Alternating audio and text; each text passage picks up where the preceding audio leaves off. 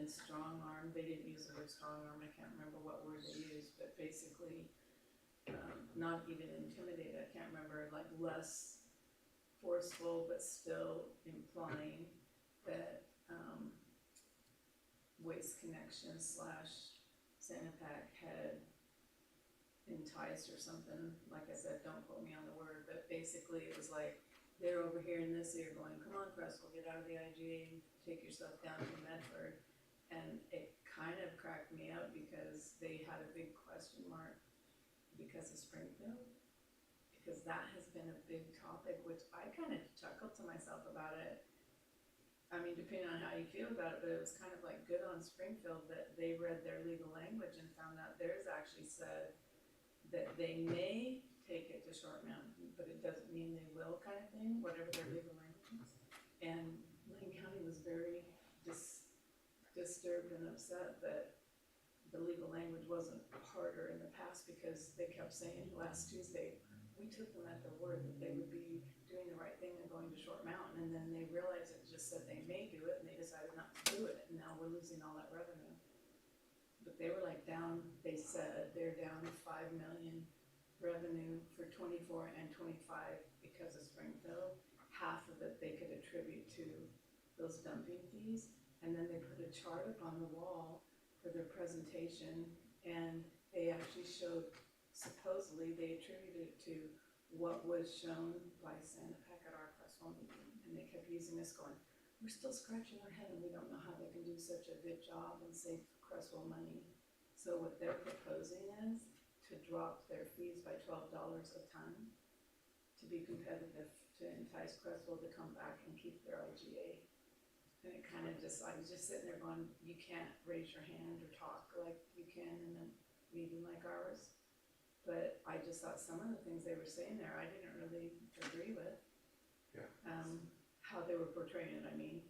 But they're really looking at the revenue, and they want to force garbage companies into, or at least in the county, they're going to do, they proposed and agreed to do an audit on waste management because Waste Connections won't supposedly meet them in the middle or whatever, so they're going to audit them to figure out what's really behind their fees because they don't believe them, kind of thing. Yeah, it's a real mess. They're going to try to get franchises approved for the whole county for garbage. I think add competition because they felt like they have a monopoly and they're only looking out after themselves and money versus looking out after their customers. And it's like, I don't want to pay higher fees. Do they have a monopoly? I don't think they do, but there's nobody competing. There's no companies competing. Okay. So there's smaller. Kind of have one, but not Well, really. just by nature of. Yeah. Well, and that was the other thing. They earlier on were talking about how they could find a way to ramp in the county. They could find a way to ramp up economies of scale. And I hate that language from all my years in the county. I just hate it when people do that. I understand it, we all understand it, of course, if you could do one thing and spread it to other things and usefulness, yes, of course, you have economies of scale, but then on the back end of it, when they were reading from, I guess it's the mission statement or whatever the SEC rulings and filings are for Waste Connections, it basically said that they were using economies of scales for their territories, that they could, if they could do that, then they could make more money, but they could also service their customers better. And I thought, you can't have it both ways. No. It's interesting, and we were, like I said, we kept being the topic of their county meeting because of garbage and because of dumping fees. So. Well, I'm gonna turn the audio on. Okay. And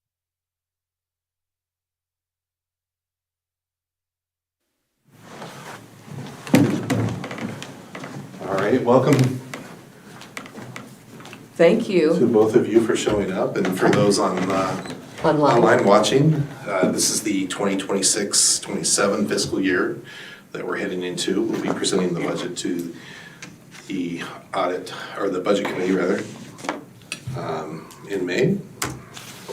But first we want to cover local budgeting law. It's important that we follow the state statutes. They're outlined in ORS 294.305 to 294.565 if you want to go through and read them. They establish standard procedures across all municipalities in the state. They outline programs and fiscal policies. They require estimates of resources and expenditures, and we'll get into that in a little bit. Encourage citizen involvement, as it requires citizens to be on the budget committee, not just the city councilors. And it's a control over expenditures of public funds. So it holds the local government accountable. And why follow the budget law? Well, quite simply, any public official can be held liable for spending monies in excess of the amounts other than different purposes and authorized by law. And that's a big deal. That's probably why you're here and listening and involved in the training. A budget is pretty simple. A lot of us use budgets every day. But a budget is a financial plan. It contains estimates of revenues and expenditures for a single fiscal period. And I want to emphasize plan and estimates. We all know that a plan doesn't always go accordingly, and estimates are just that. It's our best guess based on historical data, doing some projecting out using forecasting. But we also monitor it throughout the year to make sure that we're staying within the budget and make sure nothing has occurred that was outside our knowledge during the process of putting the budget together. It allows a local government to evaluate its needs in light of revenue sources. It's an internal control mechanism. The budget and actuals go out monthly to department heads so they can look at them and make sure that things are in the proper department and category. And it's a policy document. The funds, they fund the plans and priorities of the city. So we try to match things up with this 5-year strategic plan. And there's also public communication. So there's actually public hearings during the budget process that you'll be part of, and you'll hear from the public. The budget committee consists of the governing body and an equal amount of citizens. And the citizens are appointed, and the primary role of the budget committee is to hear the budget message, which you'll hear at the first budget meeting, hold the public meetings, hear the public comments, review and discuss the proposed budget, and make revisions to the budget if necessary. And then ultimately you have to approve the budget before it can go to the city council to be adopted. And you also have to approve the tax rate. There's 9 steps in that budget process. It starts with appointing the budget officer. You prepare the budget officer prepares the proposed budget with the help of the department heads. And then we have to publish the notice so that the public knows to come and watch the meeting. The budget committee meets, we have 2 meetings. One to receive the budget and get a high-level overview of the budget. And then between that budget meeting and the second budget meeting, there is a time for questions and answers, and we highly encourage those questions. We'll post the answers up on the website so that everybody has a chance to see the questions and the answers and to share that knowledge going into the second budget meeting. Budget summary, once the budget committee approves the budget, then a budget summary notice is published and a hearing is held at the June City Council meeting. The budget hearing is held and the budget is adopted, appropriations made, tax levy declared and categorized. And the budget is filed and levy is certified, so it has to go to the county assessor's office so they know to collect the property taxes.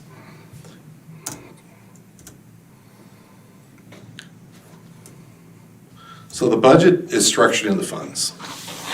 If you're not familiar with a fund is a self-balancing set of accounts used to record estimates of resources and requirements for specific activities and objectives. The all-purpose fund would be the general fund. Every government, every municipality has a general fund. It's the fund that isn't required to account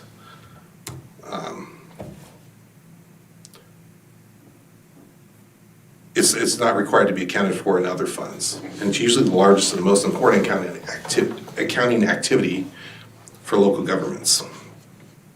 It receives a greater variety of number of taxes and other general revenues than any other fund. In large, the general fund is unrestricted. So the funds can be used for any purpose in the general fund. Now we get into special revenue funds, capital improvement funds. Those funds are restricted to those purposes. The general fund is broken down into programs or organizational units. Our general fund, for example, is broken down into general administration, culture and recreation, public safety, and planning and land use. So you'll see the appropriations at those total department levels.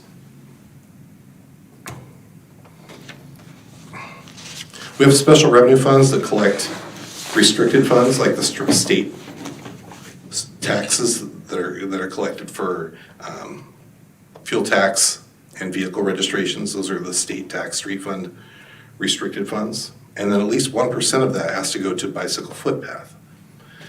So those funds you'll see transferred from the street fund to the bicycle footpath fund. And then the building department fund itself collects building department fees that are used for building inspection services.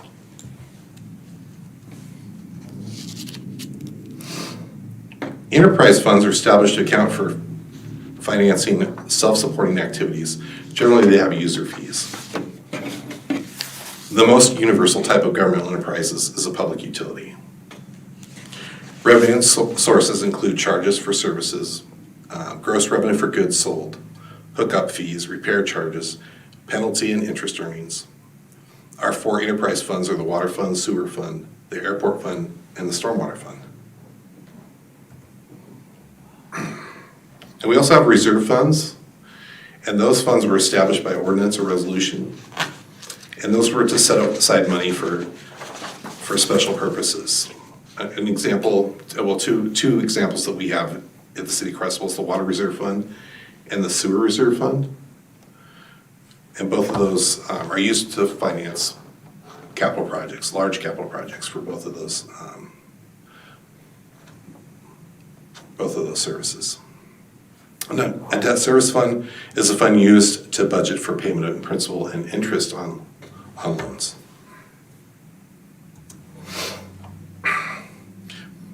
We have a couple capital project funds. Again, those are created to hold resources for large capital projects. And those include the capital improvement fund, which is our general capital improvement fund for things like improvements to City Hall, improvements to any of the other buildings that aren't related to a utility. The street capital improvement fund is also a capital improvement fund that holds reserves for street projects.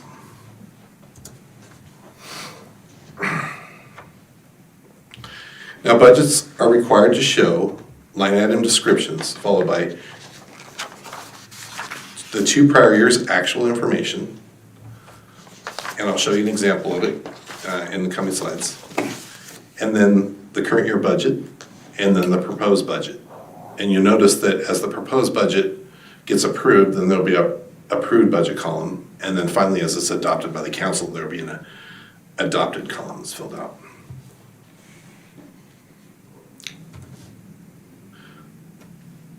So on the next slide, you'll see the bicycle footpath fund. This was for fiscal year 23-24. And the prior 2 years actuals were fiscal year 2020-21 and fiscal year 21-22. And then the budget year 22-23 was the current budget year during this process.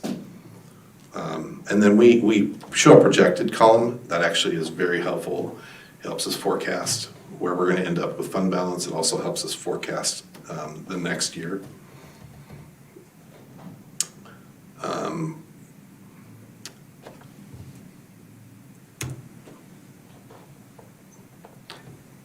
Now, revenue should be reflected by category, separating cash on hand, interest earnings, charges for services, taxes, fees, fines, licenses and permits, transfers, and other revenue sources.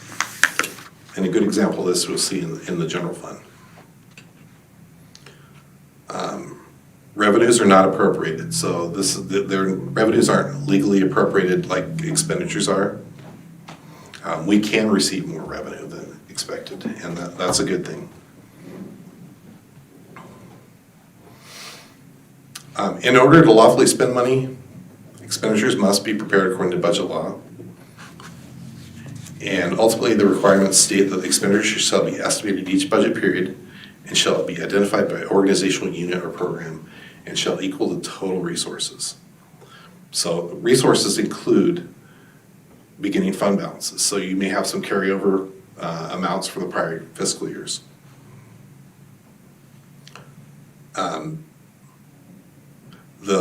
The appropriations level, as you heard of, you'll see individual accounts in the budget, but the total for most funds, except for the general fund, that budgets by organization, or not organization rather, sorry, by function. The other funds classify each of their expenses as personal services, materials and services, capital outlay, debt service, transfers, operating contingency, and then either unappropriated ending fund balance or reserved for future expenditure. And that last one's really important. Unappropriated ending fund balance cannot be spent. It's considered at the time of adopting the budget to be saved for a future year. Kind of like an unknown, it's like, Kind of like we don't plan on touching it, like maybe the next fiscal year we're going to use it as a beginning resource. Interesting enough, the other definition, or the other category is reserved for future expenditures. That you can actually hold a budget hearing and appropriate it within the fiscal year. And that would be important if, let's say, you had a large capital project that came up that you needed to use those funds for. And usually you only see those in the capital reserve funds. So they may not be appropriated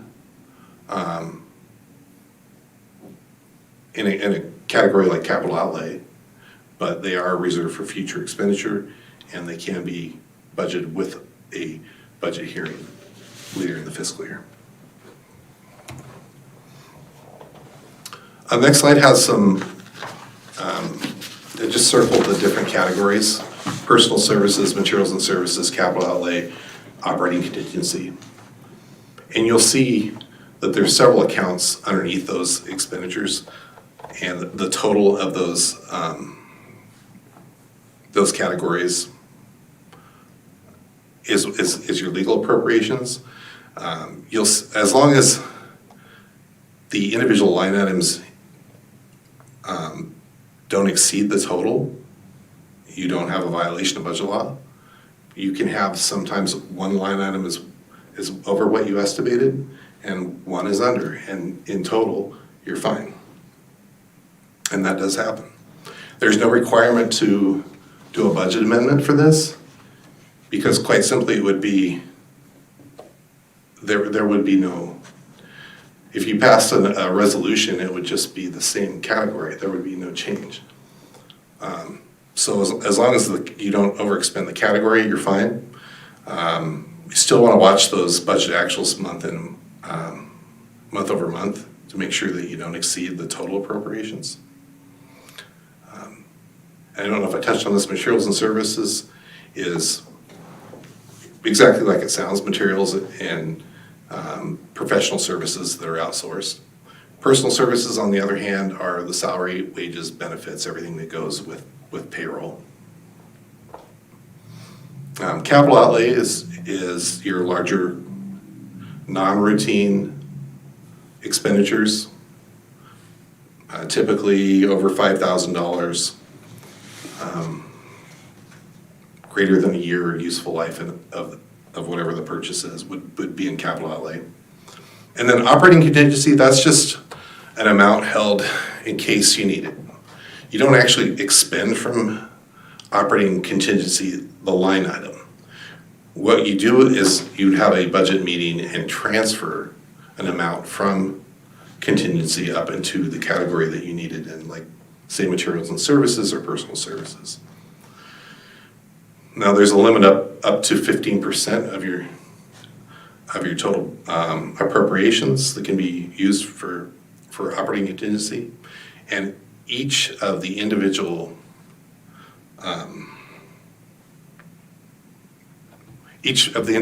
object codes can only be adjusted by 10% without having a public hearing. In other words, you could change personal services.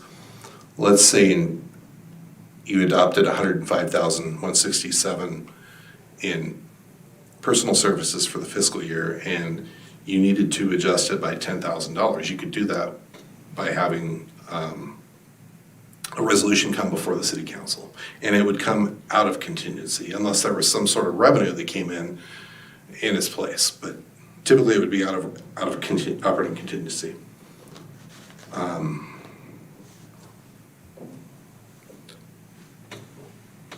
And I'll get further into that as we get through the slides.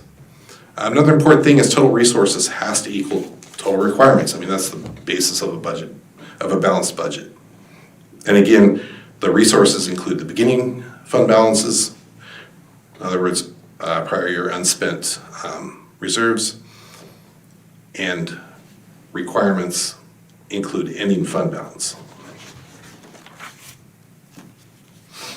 So for 26-27, the budget process I've kind of outlined, but I want to give you dates and kind of some more details, because you'll probably have questions about that. On Tuesday, May 5th, there'll be a presentation of the budget message, and the budget committee will be able to ask questions of the city manager, the budget officer, and or department representatives about the proposed budget. We won't get too far into details. It may be a lot of taking notes on our part and just getting back to you.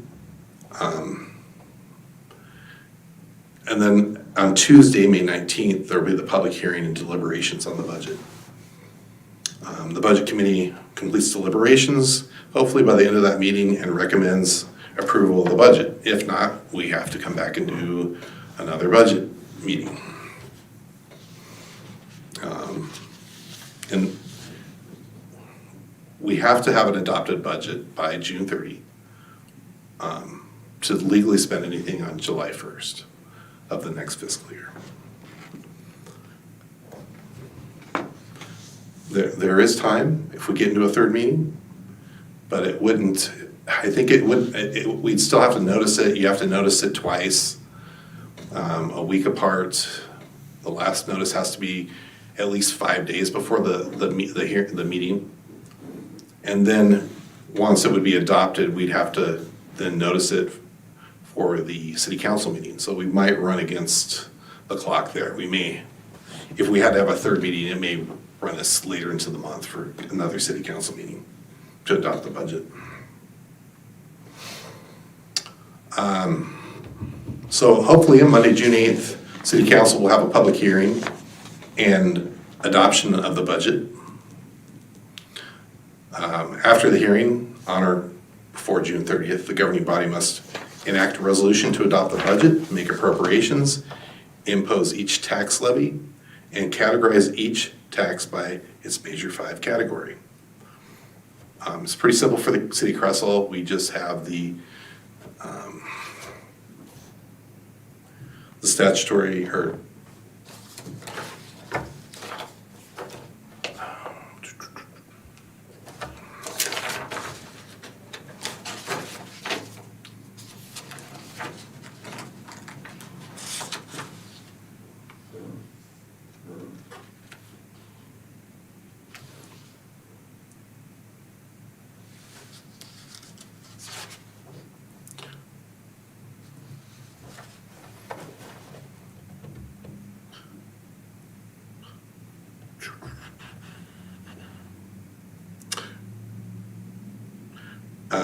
We have the property tax levy.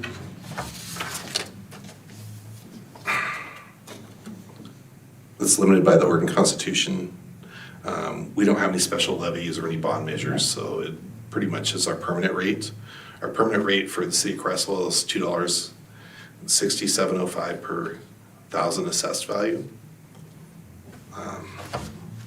which if you compare it to other cities is fairly low. And we make it work. But that also has to be declared at that budget meeting.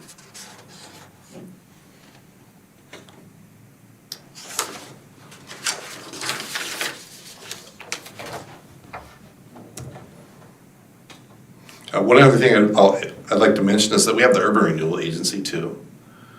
That one is another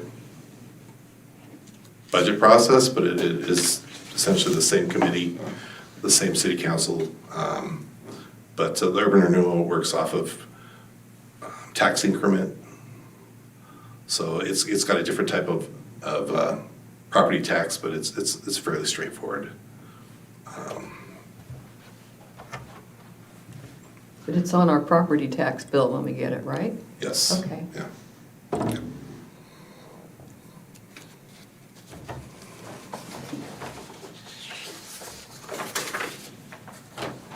All right, any general questions from the two of you?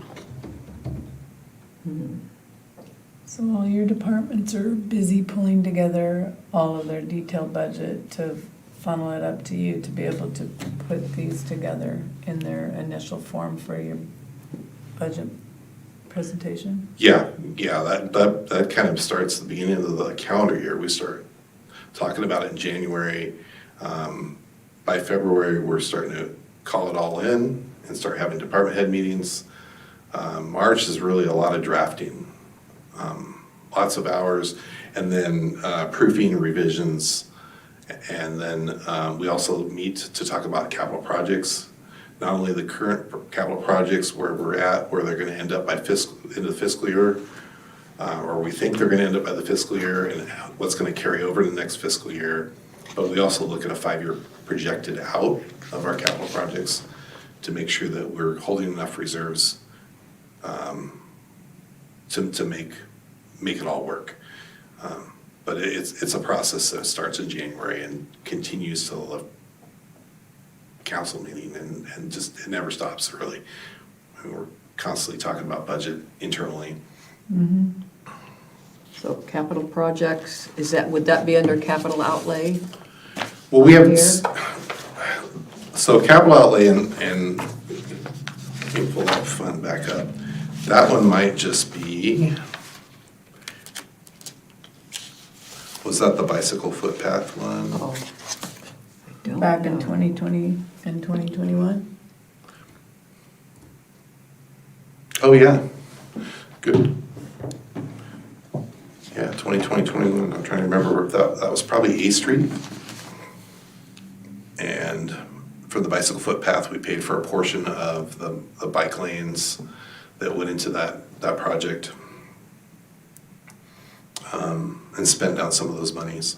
Okay, And, yeah, the bicycle footpath funds, like I said, it's 1% of the state highway tax that comes into the street fund, has to be used for bicycle footpath projects, and they're transferred over, but they also have to be spent within 10 years, so hopefully we've got projects to spend them down. We haven't had any problems with that. I mean, as you know, street projects are really expensive, especially the last couple I've worked on have been big projects, and we've more than spent $40,000 in the bike pass, but that's what we could afford from the bike footpath fund for that project. And the rest of it was funded out of the street capital improvement fund, which we put funds in reserve there every year. So there's transfers coming from the street fund for excess revenues over expenditures in the street fund. So all those state highway tax receipts that come in after operations, the the rest of it goes over to the street capital improvements fund, along with the transportation utility fee goes over there as well. So over the last couple of years, it's been about $375,000 a year going into that fund to fund future street projects, which is a good thing. Yeah. That's the top part of that, where the transfer in from? Yeah, so on this bicycle footpath, you see the transfers in, that is the 1% coming out of the street tax fund.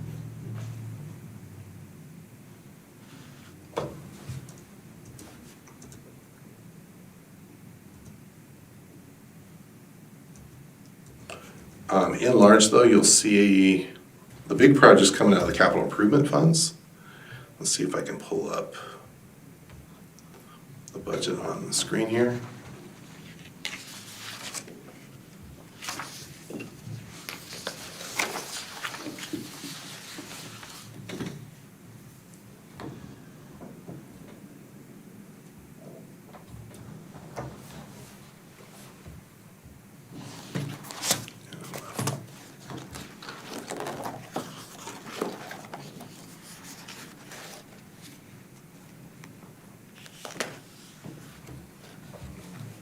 I'm gonna move ahead in last year's, or actually, it's the current year's budget. What page?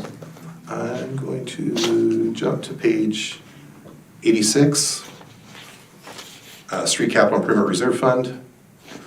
You'll see in the 2025-26 fiscal year adopted budget, $716,106, and that was a portion of the Second Street project. Mm-hmm. Did that include the lid and all the other things that they were all talking about? Yeah, the lid is actually gonna be, so there is a debt service fund that's budgeted for the lid, for the debt portion of it, and that's on page 78. And it will receive the loan proceeds for the portion that was attributed to the lid, and then transfer out of the lid after it receives the proceeds to the street fund to do the work. Okay. And then in the street fund,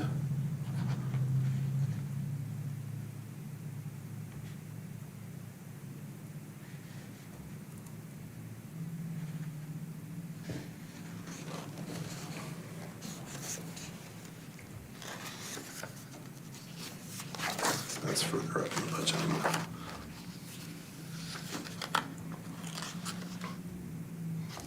All right, in the street fund, there is, on page 57, street construction, $201,894. So that includes the proceeds from the lid and also some state exchange funds. The state exchange funds are the federal grant funds that the city receives. We exchange them with the state of Oregon, who helps us with the grant compliance portion of it at a rate of 90%. So they exchange our federal dollars for state dollars, and about every year we get about $72,000 in grant funds from them.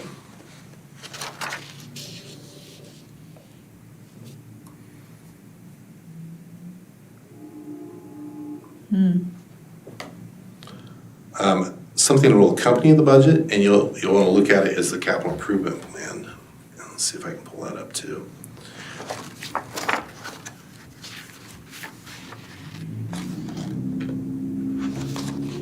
Yeah, that's the other booklet.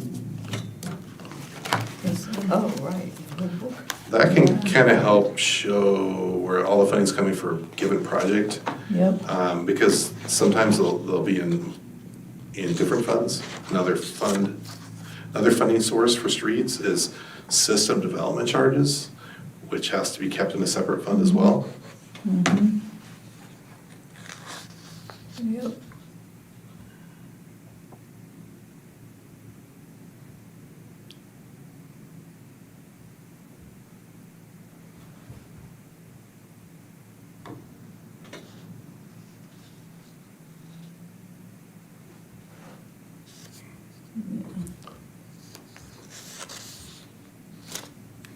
So I'll pull that up here on the screen. We'll go to the street projects.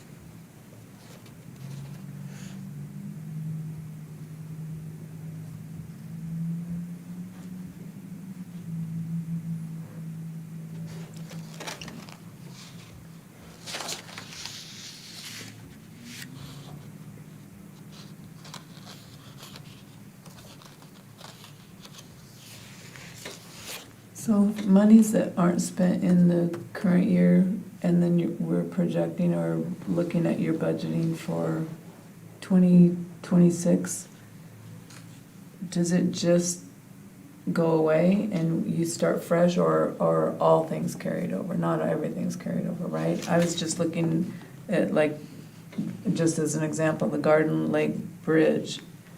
I think it was decided that wasn't gonna get spent or whatever, and you allocate it somewhere else and had either budget hearing or whatever you needed to move that. But if there's something large that didn't get done for whatever correct reasoning or whatever, you just carry forward it into the coming year budget? We wouldn't carry the project over, but the funds that were allocated to that project end up in ending fund balance, yes. So then the next fiscal year, they'll be included in the beginning fund balance and can be used for another project. Okay.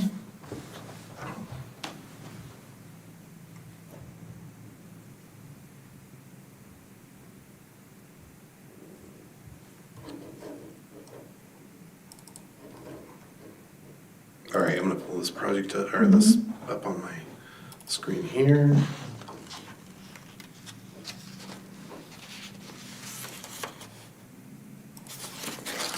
And so for the proposed 25-26 budget, we have the Second Street project at $1,290,000.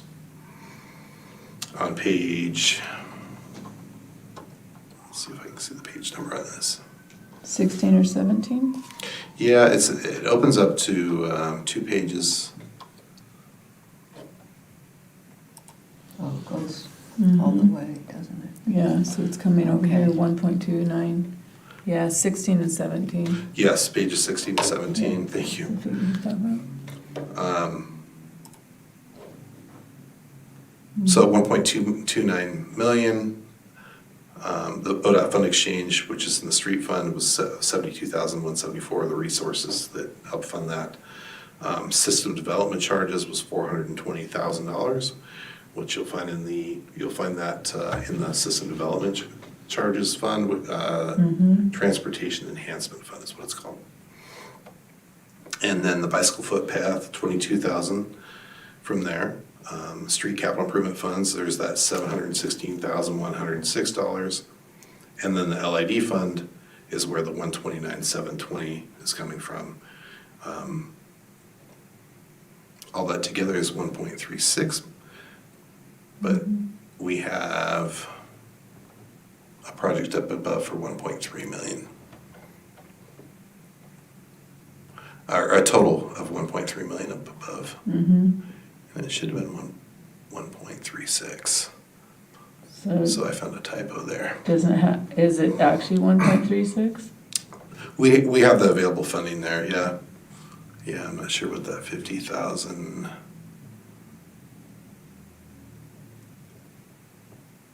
was from.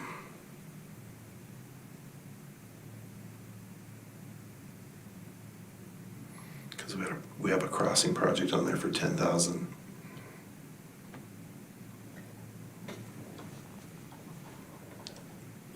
And then on the next page after the table, you have the project name and descriptions and the scope of the project, the fiscal years that it's budgeted across.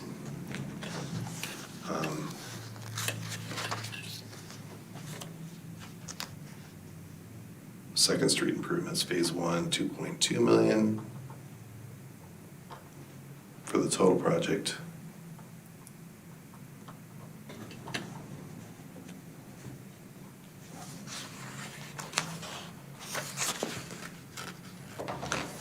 So there was some work done in the previous, about $910,000 done in the previous year.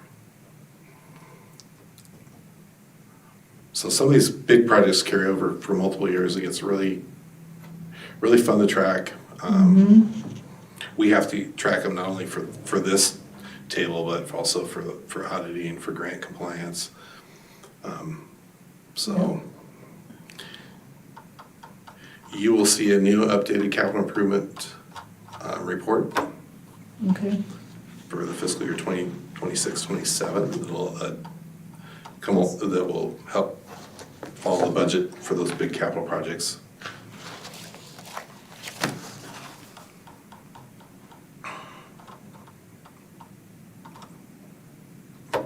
I would call it a companion.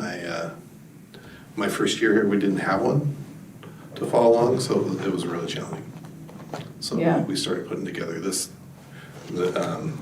product to help with the capital Because it projects. ties into it, yeah. Yeah. That's important. Ties into those large capital outlay projects and also projects out so we know what's coming. Cliff has to have time in Public Works to plan that next big street project.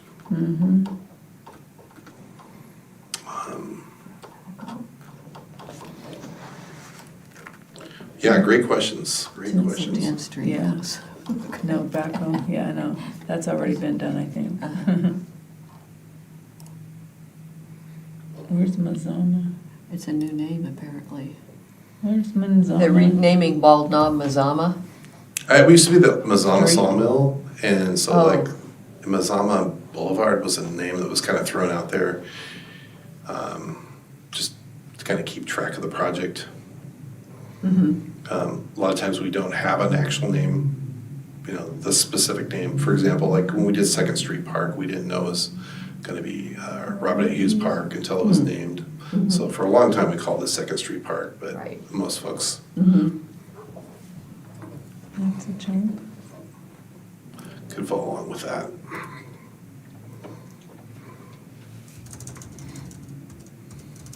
Worthington North Mill. So that's free, basically the freeway to Mill Street?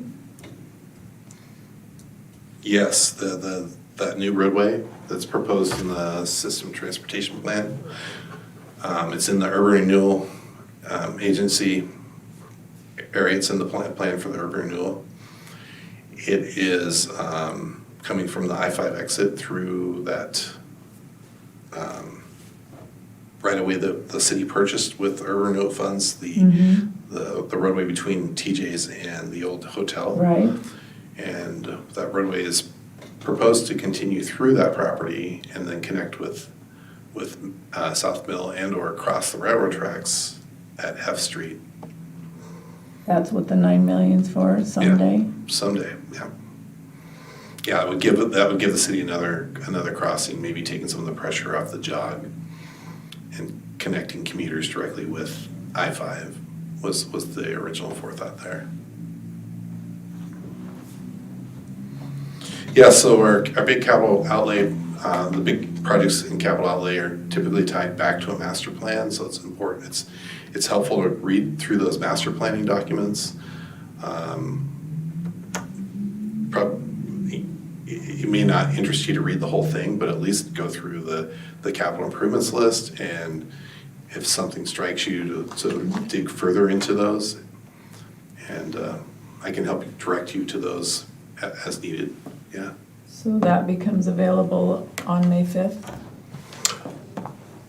The Capital improvement? The capital improvement plan, yes, Okay. yeah, and anytime you have questions about the projects or if you want to look at any of the master planning documents, let me know. I can get those to you as well.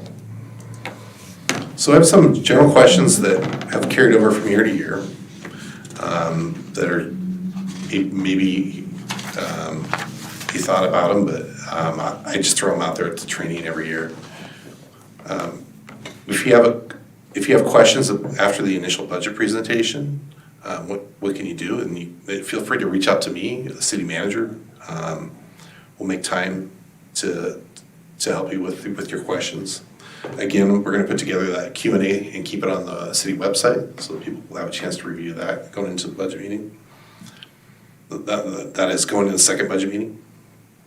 Can the governing body change the budget approved by the budget committee? That's one that gets asked a lot. The governing body has the right to change it, but the amount of expenditures may not increase by more than 10% without going through the whole budget hearing process again. But there can be a budget hearing and a whole process for doing a budget amendments beyond that 10% threshold.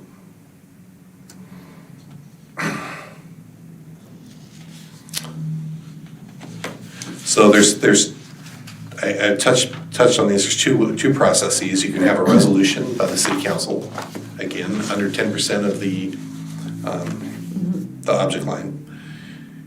And then supplemental budgets, if there's more than 10%, then it has to go to a budget hearing. These actions have to take place before money is spent beyond the appropriated levels. And I also handed out the local budgeting guide. This is a brief guide. This is 17 pages, I believe, 14. Not including the cover and the index. It looks like there's 14 pages of actual content that might be helpful in answering these questions. But it's very high level. This is for like city councilors and budget committee members to have in their back pocket. There is more manuals. There's the ORS is online if you want to dig into those. I think questions come up situationally, like, oh, this happened, now what do we do? How can the budget be amended for this? And a lot of times we'll dig into the manual for that as well. We didn't touch a whole lot on transfers. Did anybody have questions on transfers? I don't. Funds can be transferred from one fund to another for operational purposes. I think I got a question on whether a general fund can transfer funds to an enterprise fund. And yes, you can transfer general fund to an enterprise fund, even though it's supposed to be a self-sustaining fund. There are times when an enterprise fund may not be able to sustain itself, and those operational transfers are necessary. So you're talking about transfers after the budget's put to bed and you're in the year and you're in real time though, right? Because that's what you're doing a lot of times when you're coming back before the council with, we have this money or we had to have this unplanned expenditure. We're gonna need to move money from this one to this one. And that's when you get the approval for that and go through the proper procedures? Those are transfers within the object classes or between funds. There's also inter-fund transfers. Inter-fund transfers will be budgeted. You'll see those in the proposed budget as well. Okay. Yeah, as long as the funds aren't restricted. There are restrictions. Some people ask, why can't we spend the water fund monies on streets? Or, it's like, no, those user fees for water, it's for water purposes. Those are restricted to paying for water operations. Same with the street highway tax funds. Why can't we build a park with street highway tax funds? I haven't heard that here, but just suppose somebody were to ask that. Well, it's because it's restricted by law to only be spent on streets. I bet they made that law as a result of something. Sure.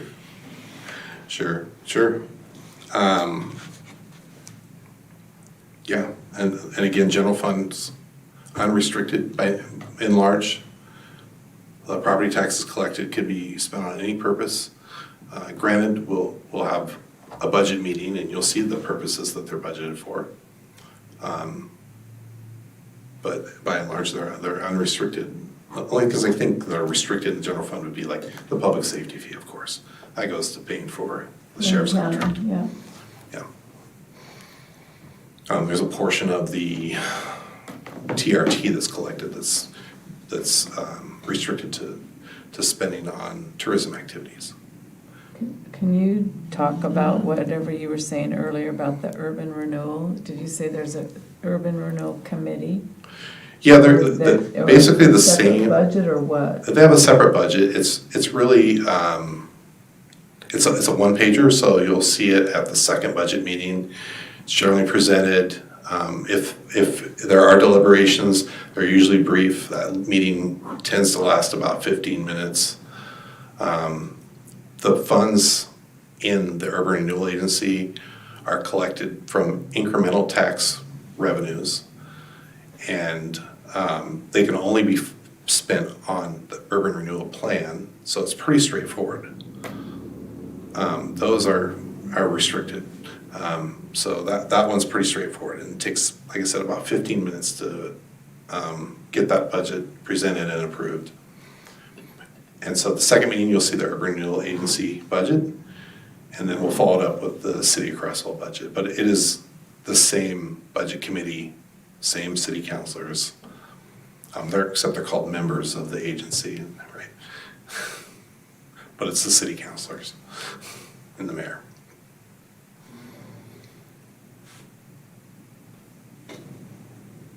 Okay.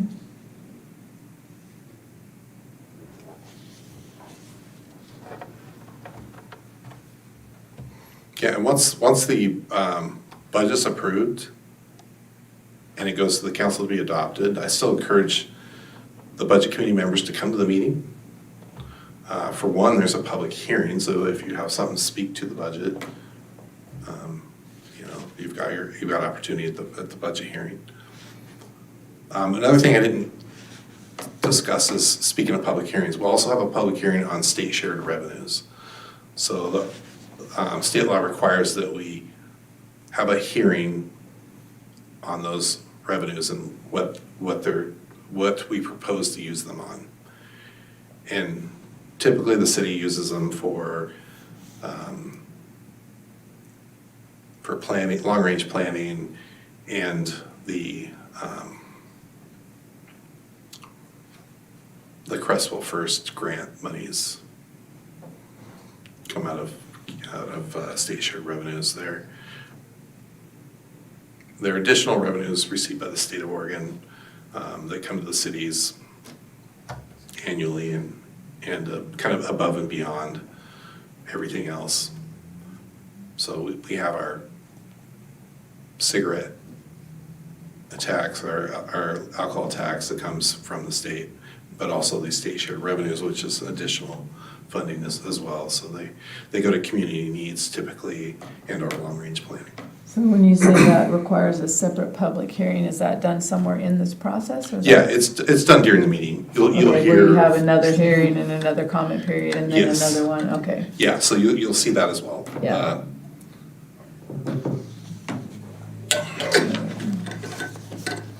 All right, anything else? I think so. I help with the alcohol tax You do? Yeah, a little bit. in collections or? Adding to receipts? the revenue. Or She's adding to our revenue. Okay.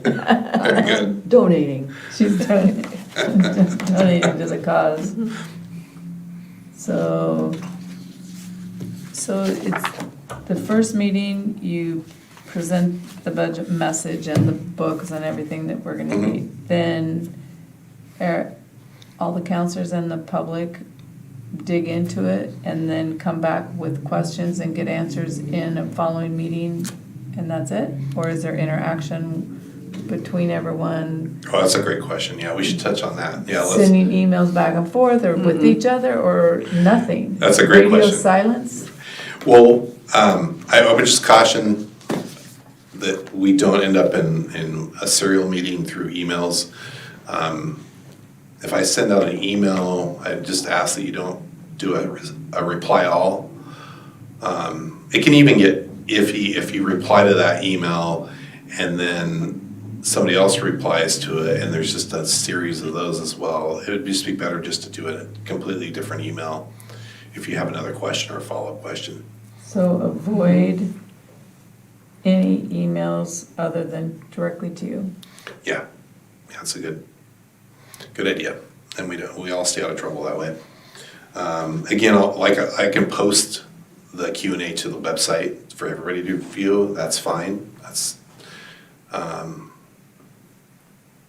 and we encourage questions, I don't want to discourage questions, because I need to have the input of the budget committee.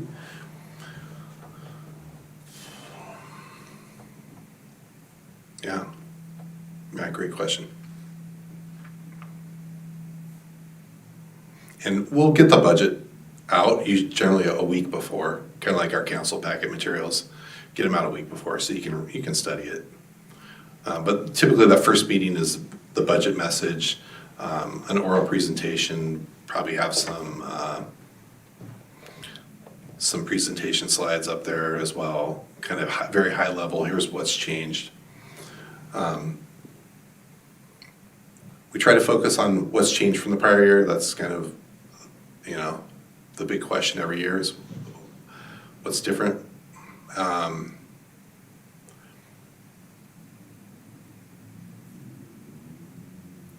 And hopefully, you have time to read up on the budget, hear the presentation, and then come back with questions so that we can get those posted up.